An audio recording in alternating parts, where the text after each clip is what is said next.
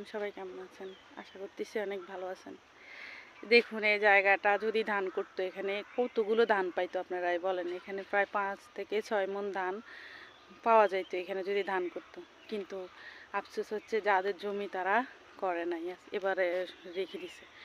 দেখুন কতগুলো মিষ্টি কুমড়ার গাছ লাগাইছে, কিন্তু অযত্নে গাছগুলো বেয়ে উঠতেছে না। যত্ন ছাড়া আসলে কোনো কিছুই হয় না, এটা তার একটা জ্বলন্ত প্রমাণ। এখানে যেহেতু সে কয়েকটা মিষ্টি লাউ গাছ লাগাইছিল, কিন্তু তারা অযত্নে এগুলো মানে বাড়তেছে না। সেম মানুষের ক্ষেত্রেও যে মানুষকে বেশি যত্ন করা হবে সেই মানুষ ততই দ্রুত আপনার লম্বা হবে, এবং সে মানুষ দেখতেও খুবই সুন্দর হবে, খুবই অসাধারণ হবে। আর যাকে যত্ন করবেন না, সে সব অযত্নে অনাদরে এভাবে এরকমই এই গাছের মতো গোড়া থেকে উগড়িয়ে চলে যাবে। ওই দেখুন অযত্নে এই গাছগুলো কি অবস্থা হয়েছে।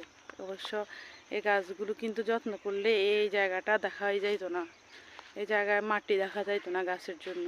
অথচ অযত্নে এই গাছগুলো কি অবস্থা হয়েছে আপনারা দেখুন। যত্ন করলে সব কিছুতেই আসলে ভালো ফলন পাওয়া যায়, আর অযত্নে কি হয়েছে দেখুন। এটা অযত্নেরই একটা অযত্নের কারণে এটা হয়েছে।